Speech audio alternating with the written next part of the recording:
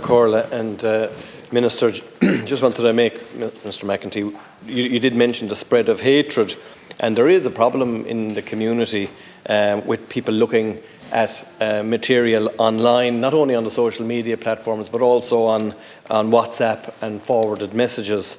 And it's depressing to read messages that have been sent to me in particular and around information, that not only disinformation but also misinformation, hearsay, opinions that are taken as fact, and there's a lack of critical media thinking, not just with young people but people in their 40s, 50s and 60s, in that messages are being passed on as fact. And one came to me recently about a campaign by a Kerry company that were apparently recruiting only non-EU workers, and that was taken as fact, or people were questioning, could it have been true? And of course there was no truth to it whatsoever.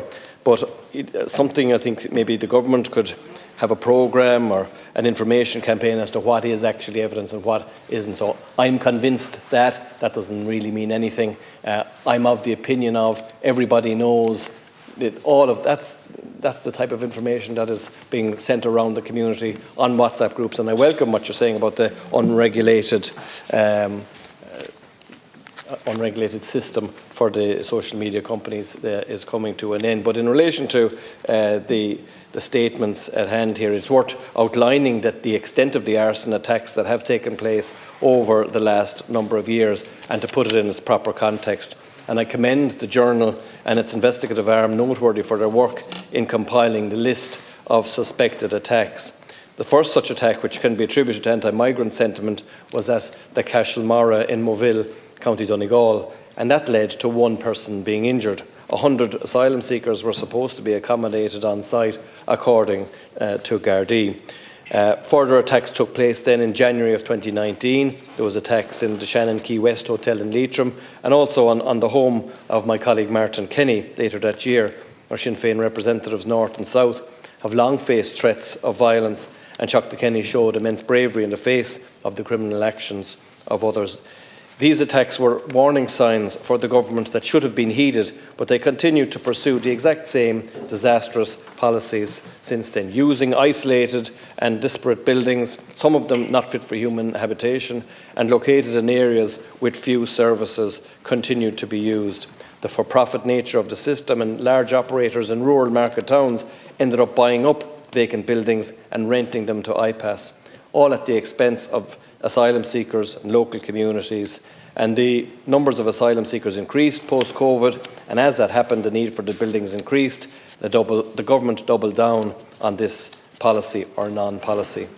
Since then, of course, more and more of these sites have been targeted, and the Journal named 10 such attacks on proposed or rumoured sites for accommodation in 2023 alone. Some were on IPAS centres, but there was an issue in Dublin in relation to accommodation, in Ringsend, for Irish people who were on the homeless and needed emergency accommodation. Since the start of this year, the convent in Longford, a site in Britus, have also been targeted.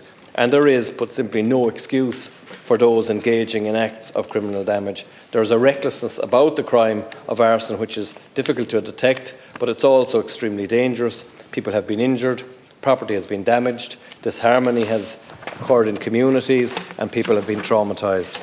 It's almost inevitable that lives will be lost if these attacks continue, and at this time it's worth remembering in particular that those who are fleeing violence and persecution in their homelands then find that it is waiting for them here also. There are a number of factors behind this violence which is clearly organised and follows a certain MO, such as the criminal riots such as we saw in the criminal riots in our capital city last year. The influence of the internet through both open and covert organising and disinformation cannot be overlooked. The open presence of right-wing activists on the social media platforms allows for the spread of racist and vile language, and much of it is outright lies.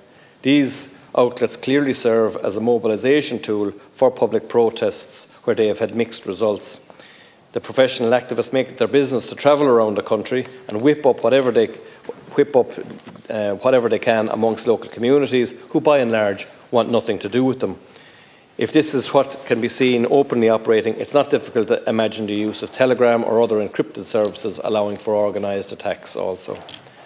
Arson, as I said, is a difficult crime to detect, but a lack of Garda resources haven't helped.